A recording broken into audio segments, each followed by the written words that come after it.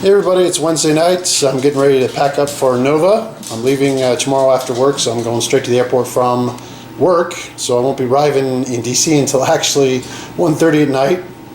But I wanted to kind of go over some information that we have coming up for our tournament that we run in Colorado every year. We call it Mayhem in the Mountains.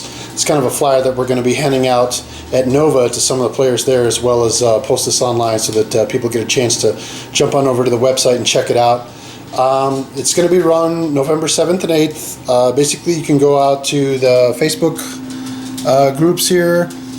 Just basically go to Google and search Mile High Lord of the Rings SBG, and you should grab our Facebook page. There we're going to be posting information about the tournaments, the restrictions, the guidelines, that type of thing. Also, when I got home tonight, the trophies for the tournament came in, so I wanted to show you guys those real quick. They're going to be pretty cool.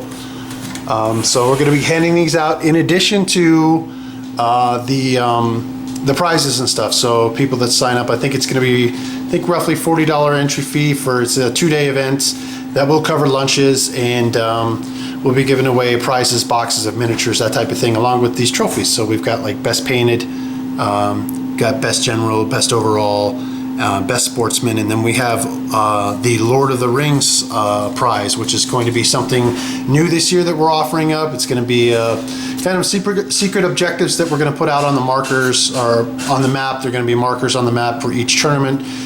Still working out the details on that, but basically over the 6 games, it's not going to really affect your tournament points, but if you can capture the rings of power on each map, whoever has the most rings of power at the end of the tournament will be awarded the Lord of the Rings trophy. So that's going to be something fun and new that we're going to try out this year. So those are the trophies, and again, that's going to be coming up the 7th and 8th. I believe what we're going to do is we're going to do a 2-day event, 3 games each day, and you play a good army and an evil army. So I believe we're going to agree on 650 points that you'll be bringing.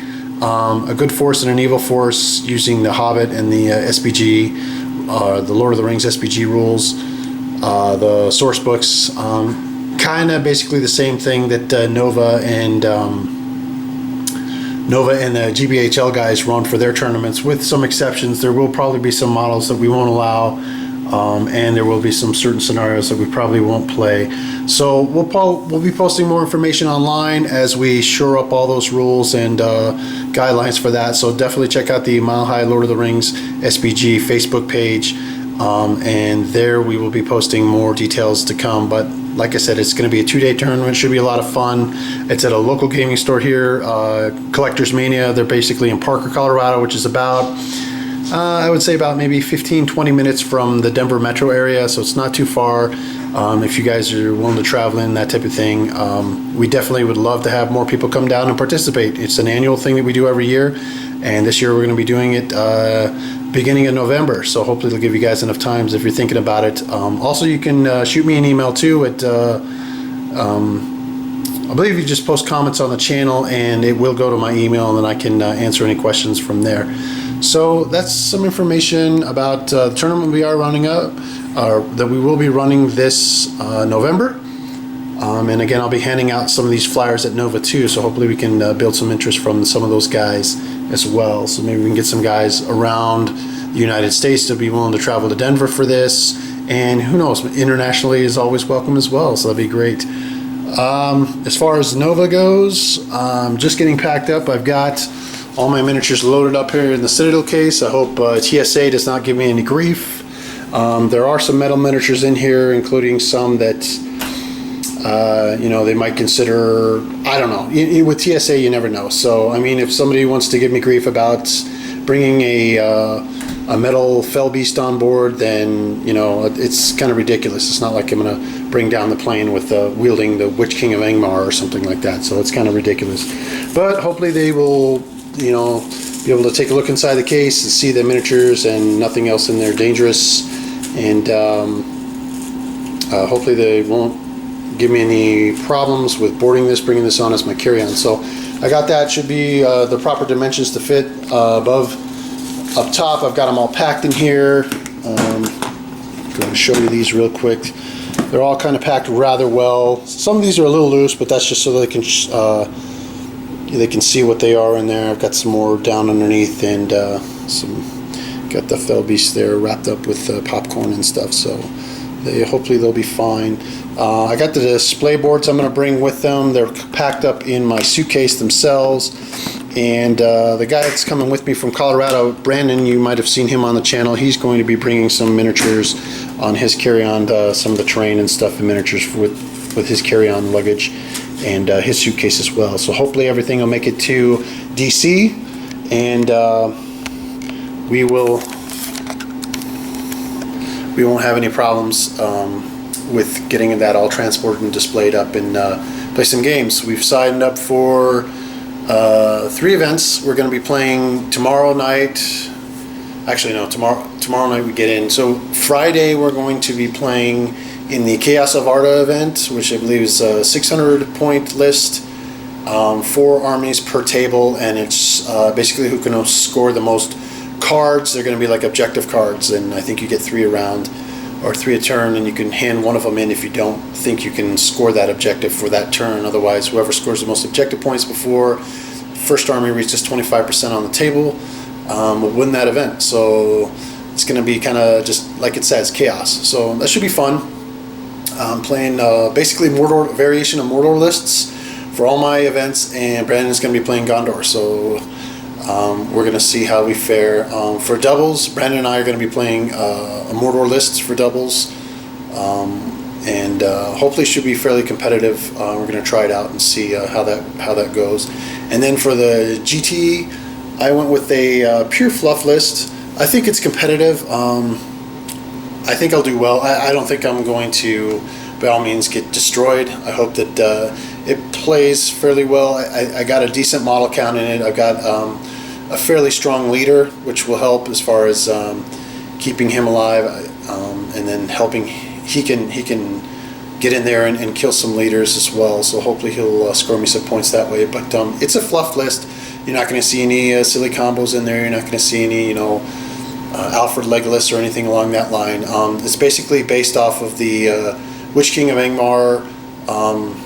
There's a scene in Lord of the Rings where he flies out of Minas Morgul, and Gandalf is talking to Pippin, and he basically says, we come to it at last, the great battle of our time. I'm sure a lot of people who have seen the movies know what I'm talking about.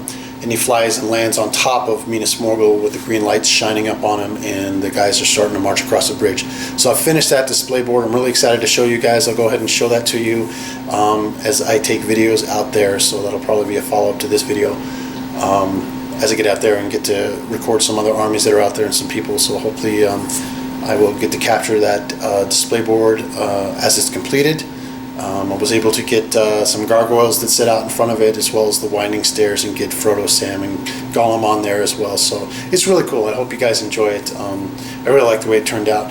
And Brandon is going to be taking Gondor Force, which is basically representative of some of the forces of Ithilien, or Osgiliath, I guess, and also some Guards of the Fountain Court. So basically, all the troops that Gondor was fielding in Return of the King. So he's got a decent list too. I think his list is a little more competitive than mine. Mine was, like I said, 100% fluff, and I built it really for the display board, and just something to have fun with and play. So, like I said, I hope I do well. I hope I don't get destroyed. I might get destroyed, but it is what it is. I think Brandon has a better shot than I do of winning more matches. I think his army is a little more balanced than mine.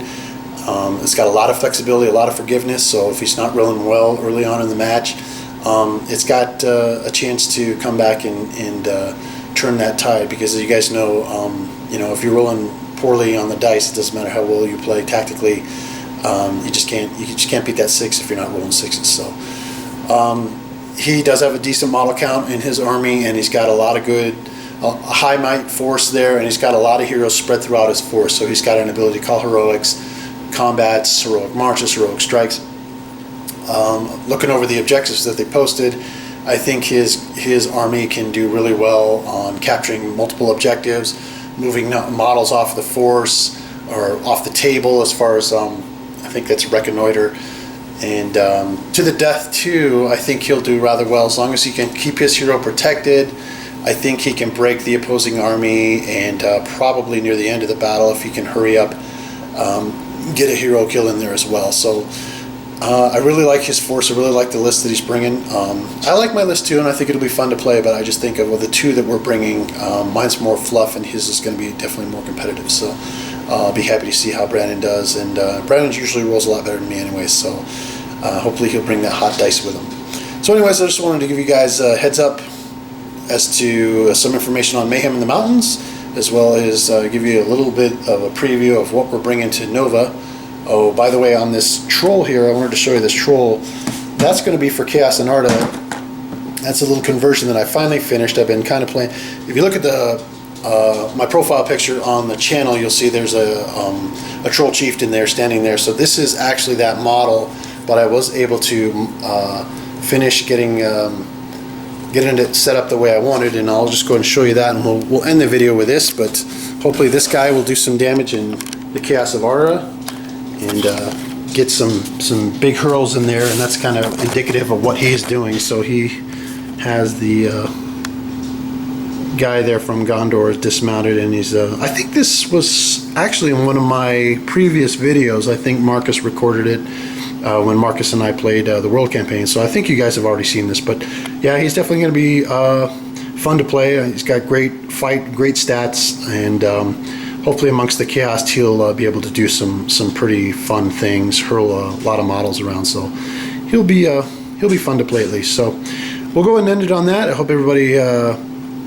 enjoys some of the events that are coming up. I hope we'll get a lot of decent video as well as some player interviews with some of those guys from the other channels. It'd be nice to meet them and talk to them and see what they're bringing, what they're playing, and also hope to record the award ceremony in Nova so we can see who walked away with what. So once again, thanks for watching, guys, and we will talk to you soon.